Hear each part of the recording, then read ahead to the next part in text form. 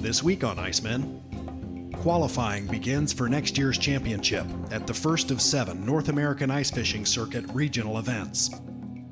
The Icemen head to Lake Osakis, Minnesota to face big fish, stiff competition, and bitterly cold conditions. There, they get a visit from the past, present, and future of ice fishing, Team True Blue's legendary Dave Gens, the leader of the modern ice fishing revolution. This week on Icemen.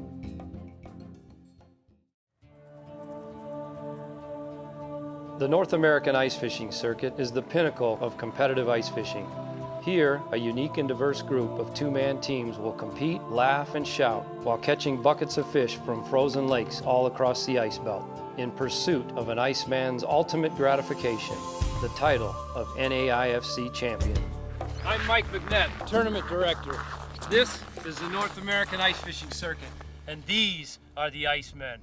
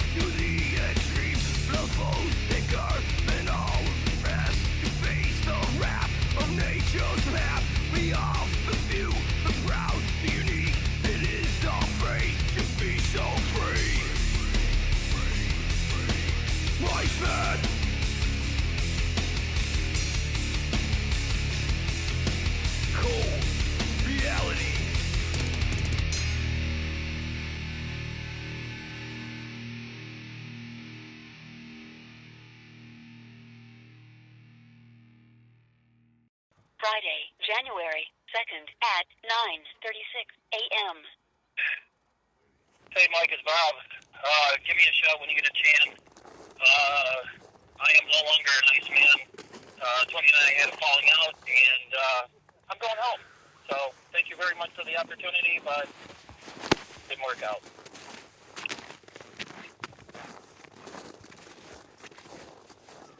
Unreal.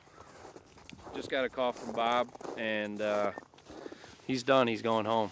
He and Tony got in a spat. I don't know what the deal is, but it sounds like it's the end of his rope. So we got to go get this thing figured out and see if we can get these guys to iron out their differences. Bob is not going home. Welcome to Lake Osakis, Minnesota. Fresh off the series championships, it's the first qualifying event of the year on the North American Ice Fishing Circuit. The Icemen have been pre-fishing for 2 to 3 days now, except for Team Ice Prowler captain Tony Boschold. He just showed up and doesn't like the way partner Bob Horn has been preparing for the tournament. I've been up here for a couple of days pre-fishing, and my partner got into town late last night, decided to pretty much bring me a new one, and because I didn't do what he wanted me to do. He and Bob had talked about what they were going to do, and Bob went ahead and did his thing.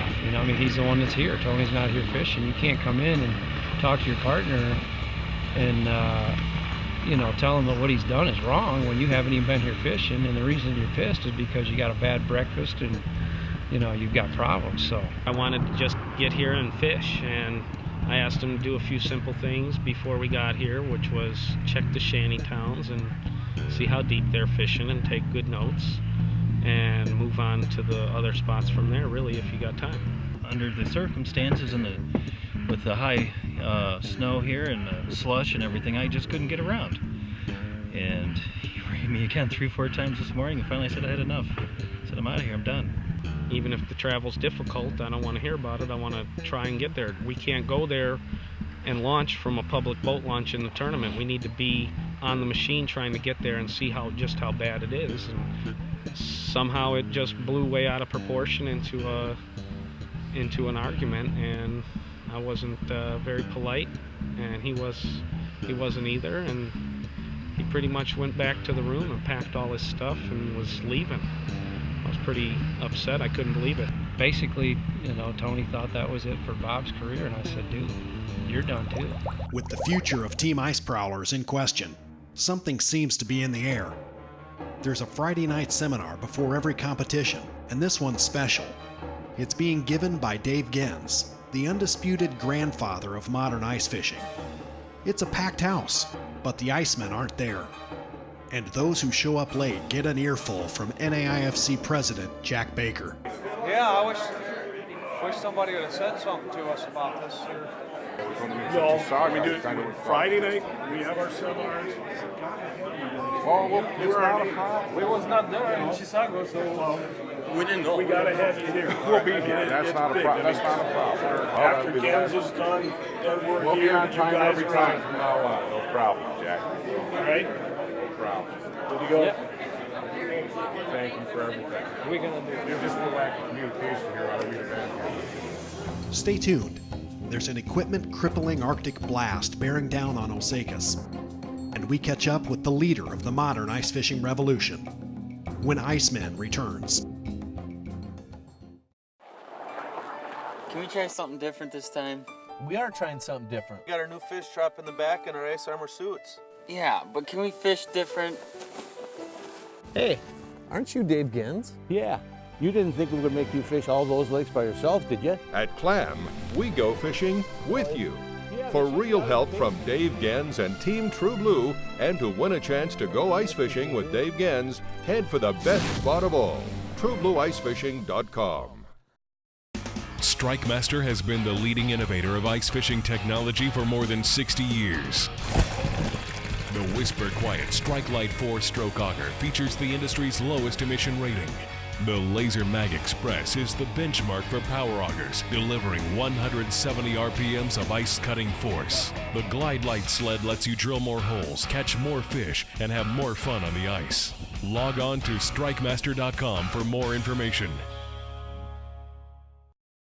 Introducing the Markham LX5 high-power sonar. With 5 times more power than the competition, you'll see baits that are 60% smaller. Offering better target separation, you'll see multiple fish, not just one big blob. And better interference rejection. Markham virtually eliminates interference caused by other flashers. More power means you'll catch more fish. See the difference power makes at markhamtech.com. In the Rhinelander area, you'll find the perfect blend of pristine wilderness and big city amenities. And you might even find a hodag. We've been cross-country skiing on the Washburn Lake trails outside of Rhinelander when all of a sudden, something big crossed the trail.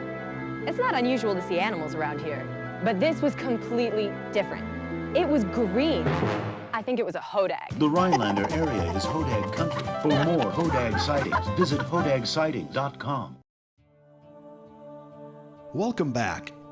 The Icemen are in Osakis, Minnesota, pre-fishing for the first qualifying event of the year on the North American Ice Fishing Circuit. When him and I left the ice tonight, I got some really good bluegills, real good ones, and we weren't 300 yards from the access. The weather is terrible outside, snow, wind, it's supposed to be cold tomorrow, so the bite's gonna be different than today. I hope our spot, what we find today and the day before, gonna work for us tomorrow. We can't find any better fish further down the lake, so why fight the elements to get down there? So we're going to kind of stick close to the area, only because we have super fish in there, So that'll give us an advantage, not having to make a big run.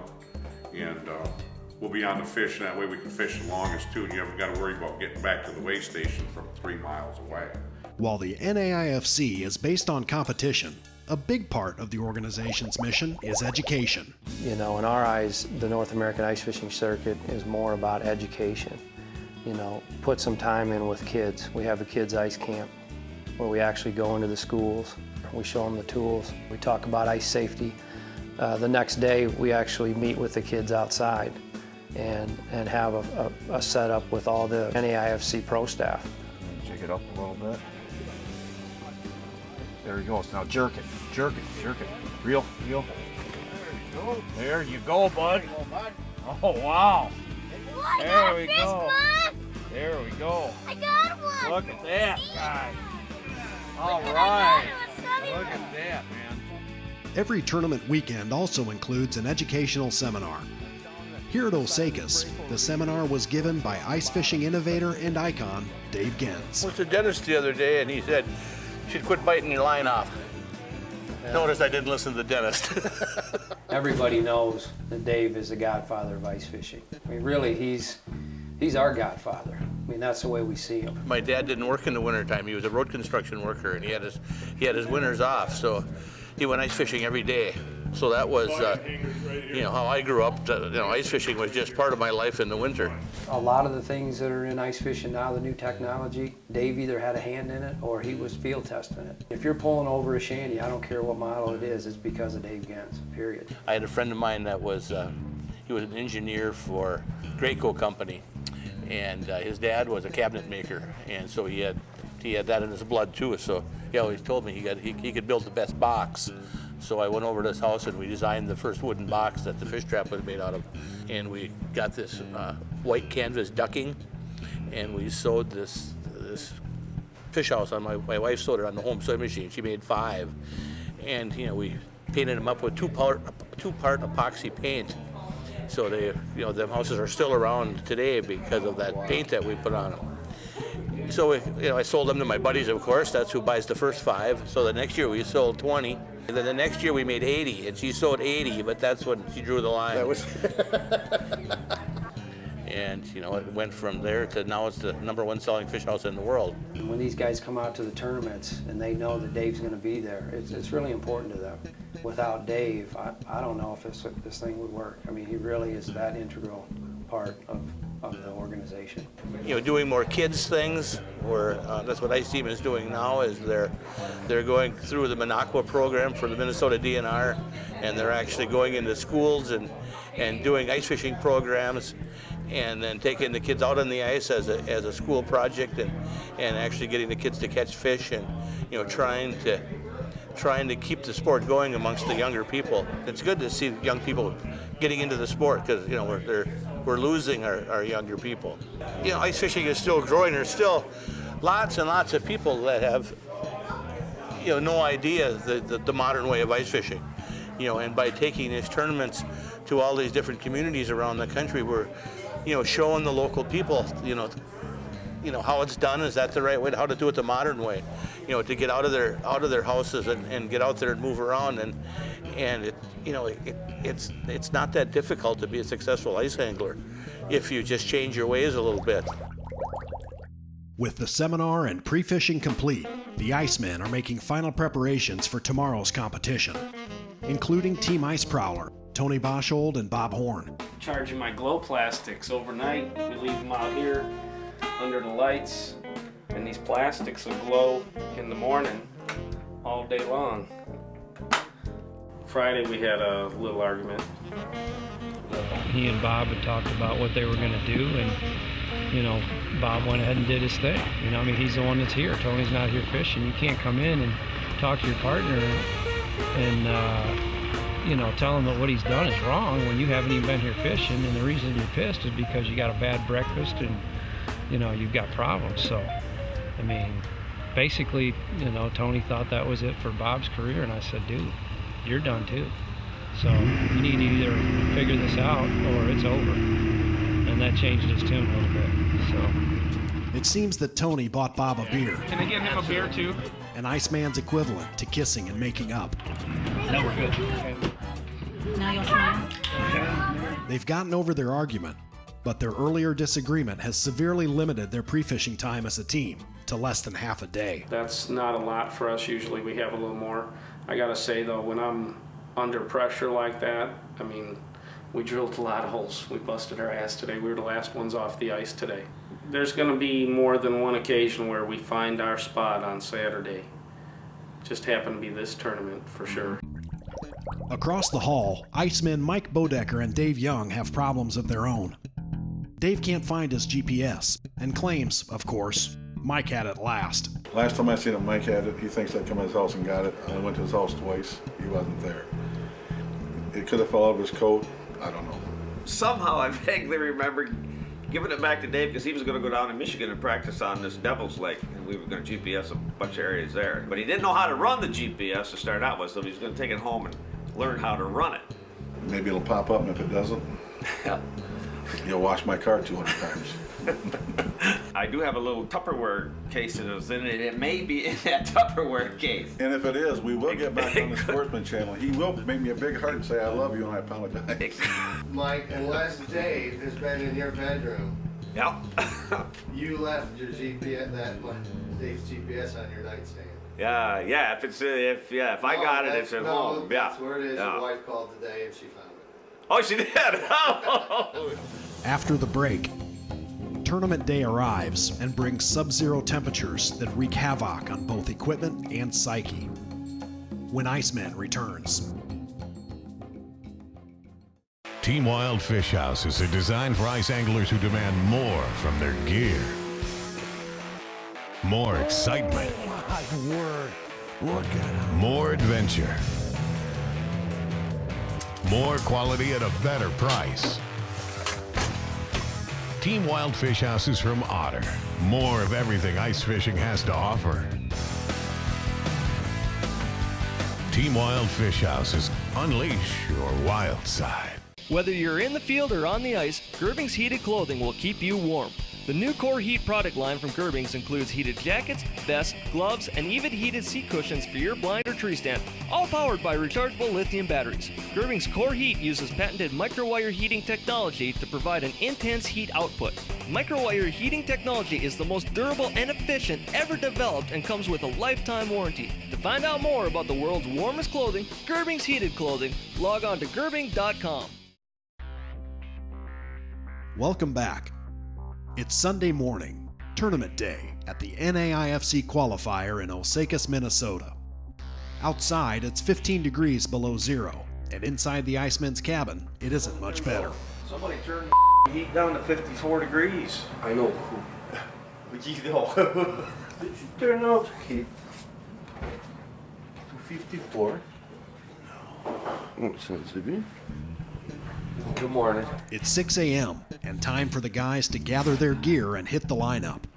But Iceman Tony Boschold is taking his time with his morning rituals. It's how I envision my day before my day happens, and when things start to fall apart, the whole day starts to go to hell. Tony's kind of like a woman who spends a lot of time in the bathroom to get ready to go. You know, you're wondering what in the heck are they doing in there for an hour? Well, Tony needs to go through his rituals in the morning, and if he doesn't, he can get flustered pretty easy. It's cold out here today. This is good old-fashioned Minnesota weather. 22 below with the wind chill. It's going to be an interesting day of fishing. Icemen Tony Boschold and Bob Horn finally make it to the lineup. They're last in line, and Bob can't find his tournament tag. When you grabbed him from here, it wasn't there. Well, you went to the truck, you came back. I don't know. It's not mine. I got mine. The insufferable bickering continues for Team Ice Prowler. That's a partner. I got mine. It's in there somewhere.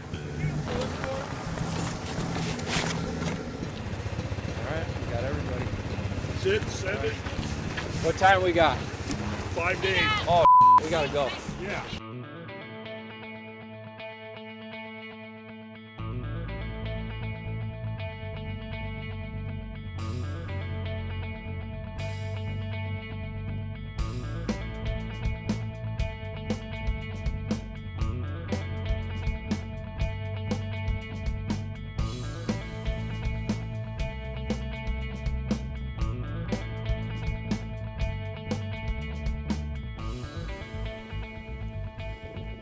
Team Fish Maniacs Yatsik and Zibby catch an early limit and are hoping to sort some big gills like this one before moving to their favorite crappie spot. Yatsik. Ice Prowlers Boschold and Horn are on the gills too, but are battling frozen fingers and frozen bait. The bait's all frozen though. I gotta thaw it out before I use it. Just a pinch. He's not thawed out yet. Meanwhile, it looks like the Fish Maniacs won't be hitting that special crappie spot, as bad gas has frozen a fuel line on their quad. These fish are scattered over a big flat. You know, it seems like most of the bluegills are suspended. They're not suspended. They're on the bottom at 23, 24 foot of water. And there's a big slug of them, I guess that's how you'd say it. But they just cover a big, vast area. For all their pre-tournament difficulties, Bob and Tony are on a good pace, but they still haven't found the kicker crappies they'll need to anchor a winning limit.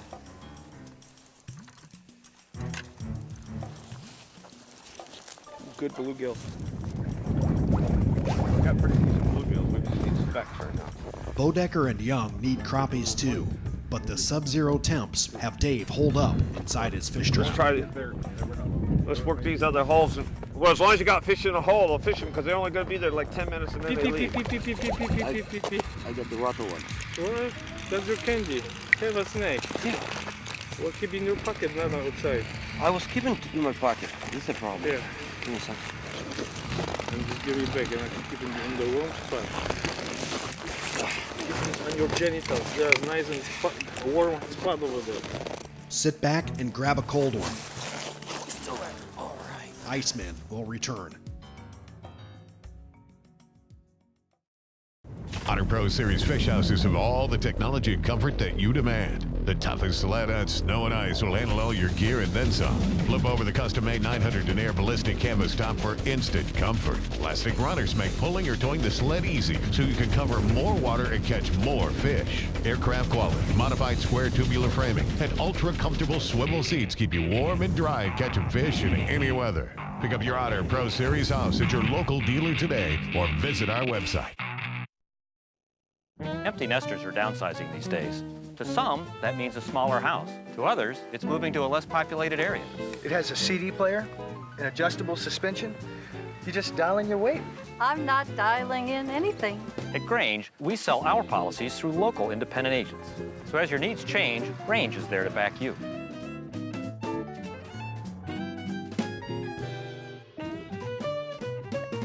Your partner in protection. StrikeMaster has been the leading innovator of ice fishing technology for more than 60 years. The Whisper Quiet Strike Light 4-stroke auger features the industry's lowest emission rating. The Laser Mag Express is the benchmark for power augers, delivering 170 RPMs of ice-cutting force. The Glide Light sled lets you drill more holes, catch more fish, and have more fun on the ice. Log on to StrikeMaster.com for more information. Can we try something different this time? We are trying something different. We got our new fish trap in the back and our ice armor suits. Yeah, but can we fish different? Hey, aren't you Dave Gens? Yeah. You didn't think we were going to make you fish all those lakes by yourself, did you? At Clam, we go fishing with you.